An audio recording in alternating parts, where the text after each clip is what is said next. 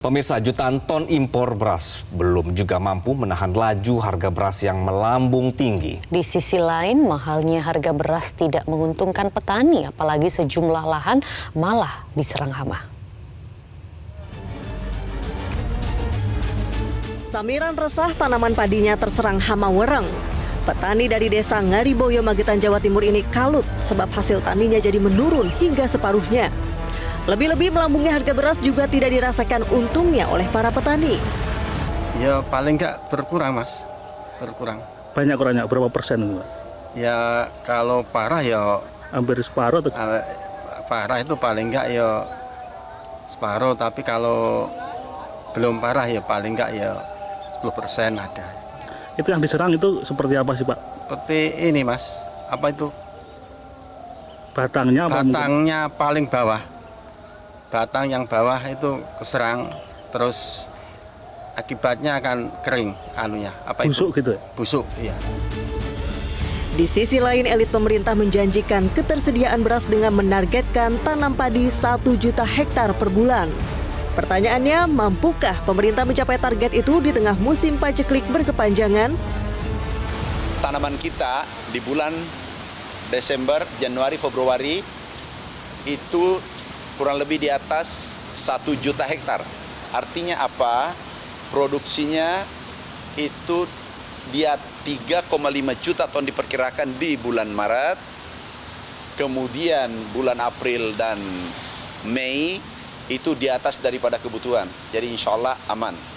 Ke depan karena El Nino, dampak El Nino masih ada, itu kita melakukan akselerasi tanam dengan melakukan pompanisasi di Pulau Jawa, memompa air sungai yang ada seperti Jawa Timur, Sungai Begawan Solo, Cimanuk dan seterusnya. Kita pompa ke sawah-sawah upland, sawah-sawah tanah hujan. Itu kita pompa naik, itu strategi untuk memitigasi risiko El Nino. Pakar pertanian Hudori menilai pemerintah harus memenuhi syarat untuk mencapai target tanam, seperti kecukupan air untuk irigasi, di mana pemerintah menjanjikan upaya pompanisasi. Tapi akibat musim paceklik ketersediaan air pun berkurang. Selain itu harus cukup pupuk yang kini harganya masih mahal, dan cukupnya benih yang berkualitas.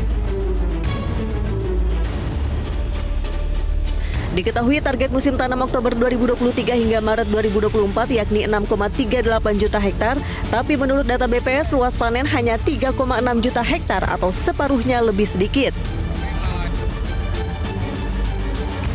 Guyuran bansos jor-joran oleh Presiden Joko Widodo jelang pemilu dinilai menjadi salah satu muasal menipisnya stok beras. Impor beras jutaan ton pun belum juga mampu menahan laju kenaikan harga beras.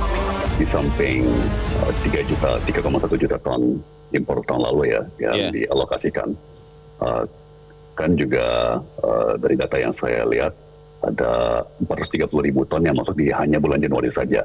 Betul. Ya, dan kelihatannya itu sebagian sudah mulai digelontorkan ke pasar ya, tapi tidak atau saat ini belum efektif untuk meredam harga. Guyuran bansos besar-besaran di bulan-bulan jelang pemilu. Ya, jadi secara statistik hampir pasti itu punya dampak kepada stok dan ketersediaan beras dalam negeri. Ya, karena kalau kita lihat dari timingnya, ya, jadi guyuran bansos termasuk beras itu terjadi di beberapa bulan menjelang saat ini, ya kan?